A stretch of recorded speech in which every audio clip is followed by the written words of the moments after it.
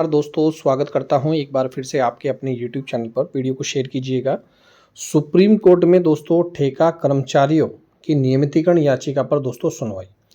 और जो मैं वीडियो दिखा रहा हूं वहां पर हर स्टेट में दोस्तों कुछ परिस्थितियां अलग हो सकती हैं। हो सकता है आप दोस्तों आउटसोर्स नौकरी कर रहे हो सकता है आप तथर्थ नियुक्ति एडहोक पर हों या आउटसोर्स पर हों, या आप हो सकता है कि आप संविदा पर हों या ओपनल पर हों या पीआरडी के माध्यम से हों।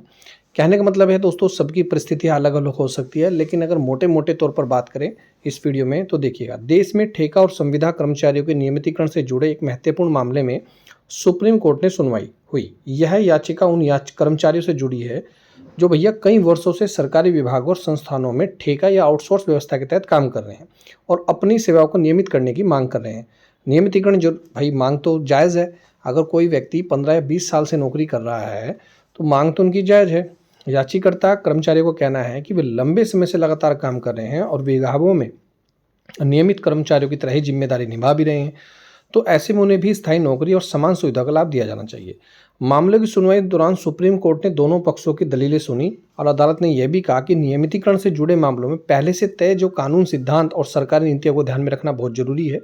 साथ ही दोस्तों कोर्ट ने यह भी स्पष्ट किया कि इस तरह के मामलों में प्रत्येक केस की परिस्थितियों के आधार पर निर्णय दिया जाएगा। यहाँ पर गौर करने की मामले की बात है। अगर देखिए मैं 2-4 चीज़ें बताऊं, अगर हरियाणा पंजाब की बात बताऊं तो हाल ही में ही लगभग 20 लोगों को जो चपरासी थे और 15 साल से नौकरी कर रहे थे, उन्होंने हाई कोर्ट में याचिका लगाई तो हरियाणा पंजाब सरकार ने उन्हें नियमितीकरण की दोस्तों आदेश दिया है। वहीं उत्तराखंड की बात करूं तो 31 दिसंबर 2008 से लगे संविदा कर्मचारियों का नियमितीकरण हुआ है। वहीं अगर मैं उत्तराखंड की बात करूं तो उपनल कर्मचारियों को समान कार्य के लिए समान वेतन भी दिया है।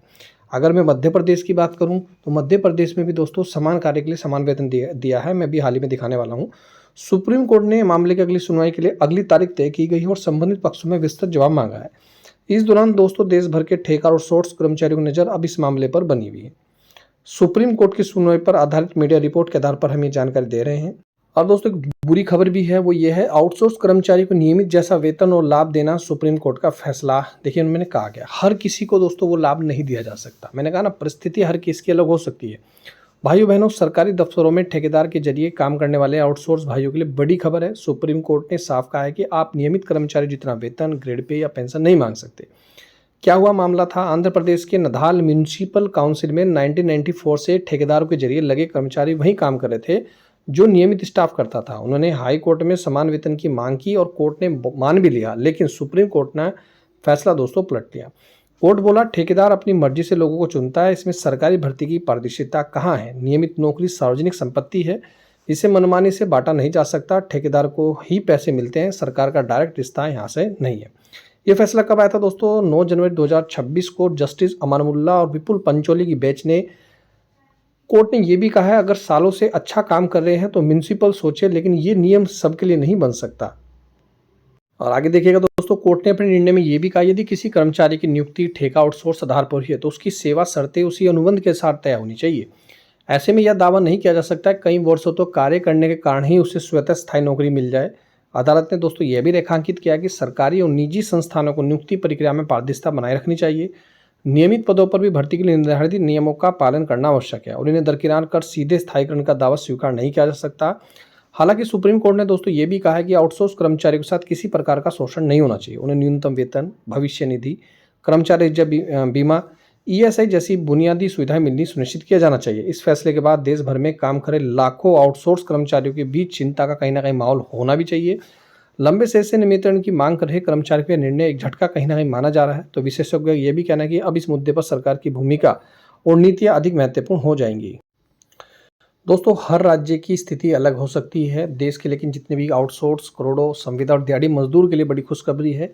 केंद्र सरकार ने नए श्रम कानून के तहत नेशनल फ्लो वेज को पूरी तरह प्रभावी कर दिया है। फरवरी 2026 के नए रेट्स प्रतिदिन मजदूरी है।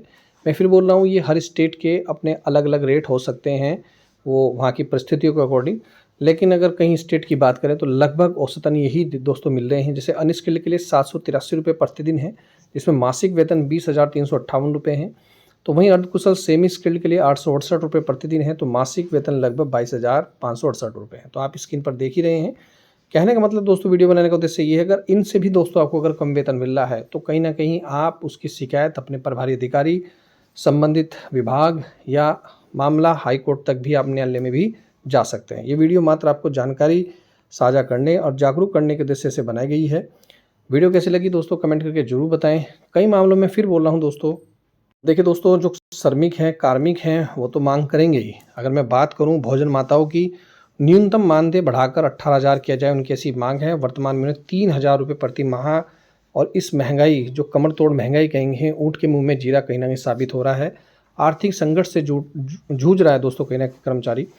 तो खैर, जो भी आपकी मांग है और कहाँ से आप कर्मचारी हैं, कमेंट करके जरूर बताइए। आप लोगों की आवाज़ हमेशा उठाते रहेंगे। वीडियो कैसी लगी दोस्तों कमेंट करके जरूर बताइए। मिलता हूँ नेक्स्ट वीडियो में। वीडियो देखने दोस्तों धन्यवाद। जय हिंद, जय उत्तराखंड।